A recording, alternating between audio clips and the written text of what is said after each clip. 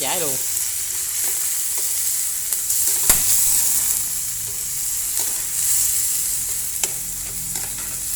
Nó lên lửa luôn. Rồi.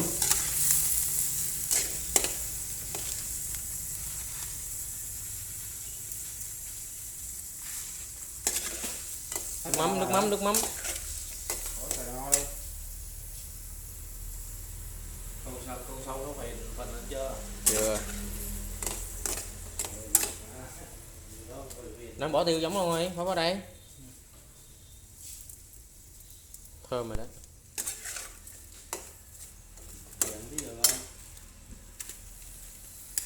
Nếu bỏ cho bột, bỏ ở đây cũng được, ai biết đâu mà.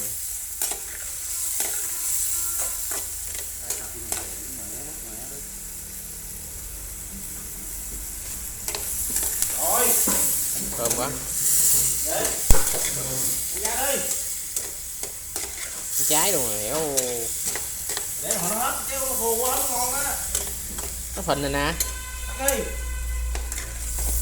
Mình còn chiên nữa mà. Bữa chán lên này.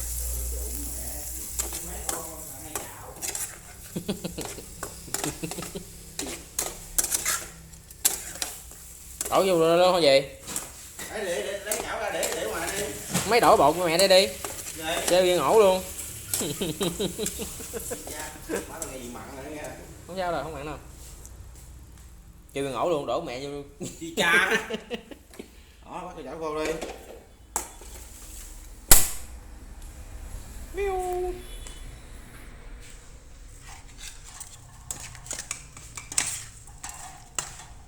Thử đây.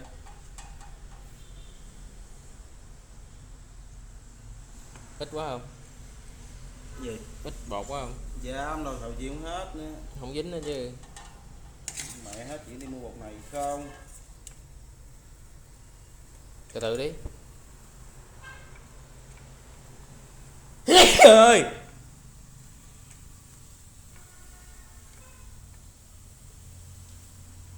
Ít quá à, ít bột à. Đổ dầu ấy. Từ từ mở đây em nói được. Đủ không?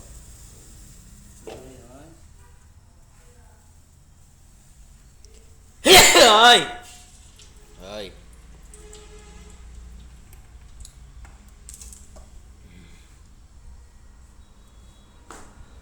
Không lấy muỗng, ta lấy muỗng á gì bà ơi. Bữa chiên bự với cha. Ừ. Để nó vô nó nằm im gan cái mình chế bột lên nữa.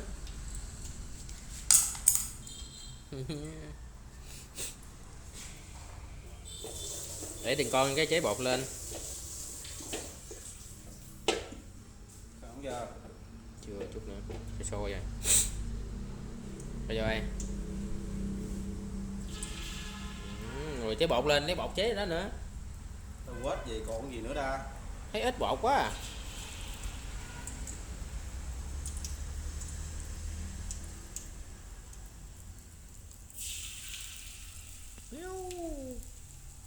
Lấy mình đũa khác chở đi. Cái giá này chạy đũa gì? Chưa mà cho vàng vàng chút đi. Đũa cái.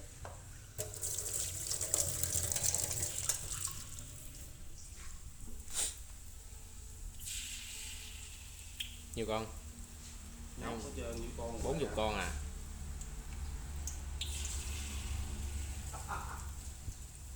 Chúng đây coi xe xong nè.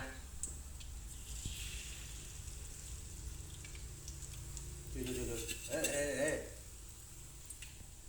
Tao chế là vậy á. Lớn chứ bao. Vô thôi đủ mẹ nó khác à. Cục bột bự đây đi. Ít bột quá à. Ừ. Yếu quá à. Để mẹ áp quá lửa nó bột nó chín đủ ăn nó nhăn á.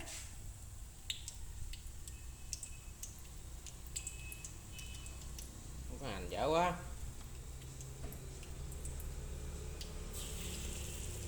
Ít tiêu quá, phải có tiêu thêm đi.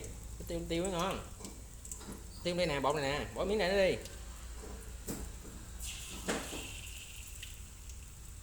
Tiêu nữa đi, lại đi.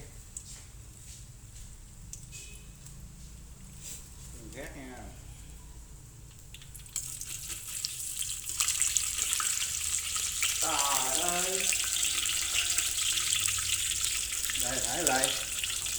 Cái gì?